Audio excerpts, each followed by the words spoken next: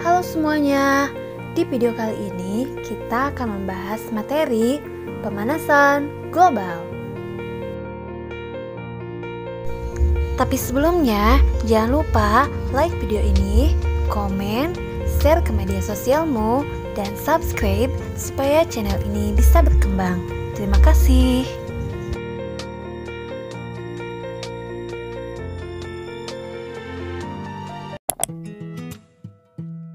Pernahkah kamu mengamati perubahan musim yang terjadi akhir-akhir ini? Dalam pelajaran IPS, kamu ketahui bahwa bulan Mei hingga September di Indonesia berlangsung musim kemarau, dan bulan Oktober hingga April berlangsung musim penghujan. Akan tetapi, beberapa tahun terakhir ini, perubahan musim di negara kita tidak dapat diprediksi lagi. Terkadang, bulan Mei di Indonesia masih turun hujan, dan di bulan November di Indonesia masih berlangsung musim kemarau. Adapun yang lebih menakjubkan lagi, peristiwa tersebut tidak dapat diprediksikan. Kejadian ini tidak hanya terjadi di Indonesia, akan tetapi terjadi juga di negara-negara lain di dunia. Pernahkah kalian mendengar berita turunnya salju di Arab? Atau berita munculnya matahari ketika musim salju di Tiongkok? Mengapa hal ini dapat terjadi? Apakah yang akan terjadi pada bumi kita? Pada bab ini ada 4 pembahasan yang akan kita pelajari. Yang pertama adalah efek rumah kaca. Yang kedua, pemanasan global. Yang ketiga, penyebab pemanasan global. Dan yang keempat, usaha-usaha untuk menanggulangi pemanasan global.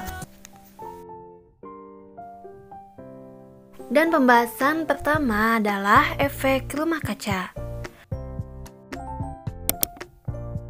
Di atmosfer bumi terdapat banyak gas-gas rumah kaca alami.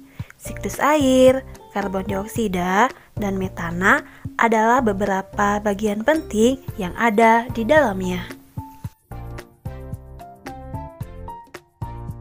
Tanpa adanya gas-gas rumah kaca, kehidupan di bumi tidak akan terjadi. Seperti halnya planet Mars, bumi juga akan menjadi sangat dingin apabila tidak terdapat gas-gas rumah kaca di atmosfernya. Sebaliknya, jika jumlah gas-gas rumah kaca terus bertambah di atmosfer, maka suhu bumi akan terus meningkat. Coba pikirkan mana yang akan kamu pilih.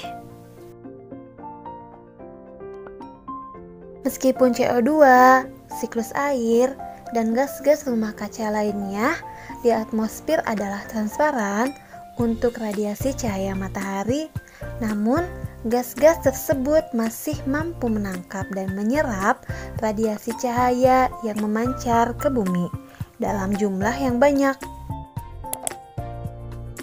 Radiasi yang terserap sebagian juga akan direfleksikan kembali oleh bumi.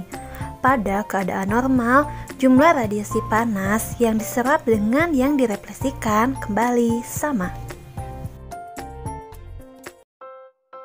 Saat ini, semakin tingginya populasi udara menyebabkan efek rumah kaca berubah.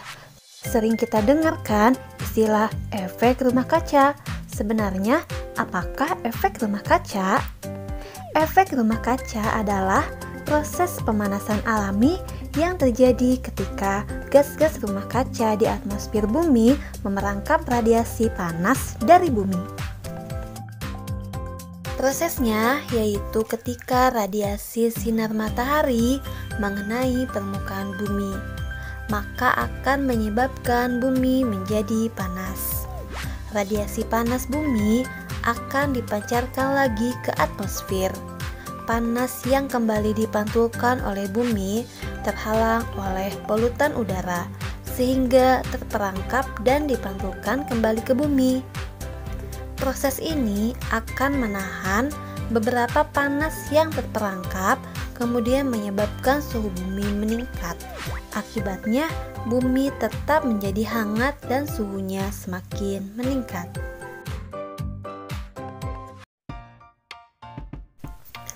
Gas rumah kaca membiarkan cahaya matahari masuk ke dalam bumi.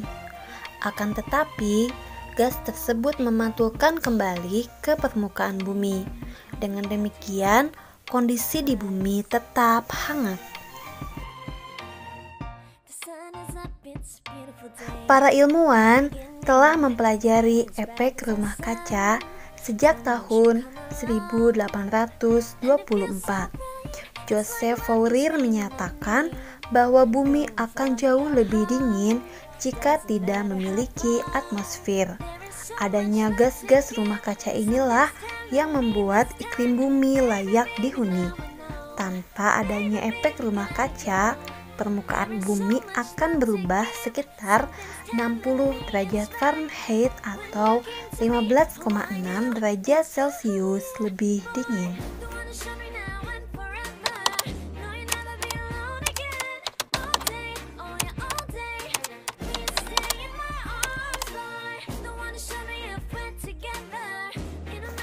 Cukup sekian pembahasan kali ini, semoga bisa bermanfaat.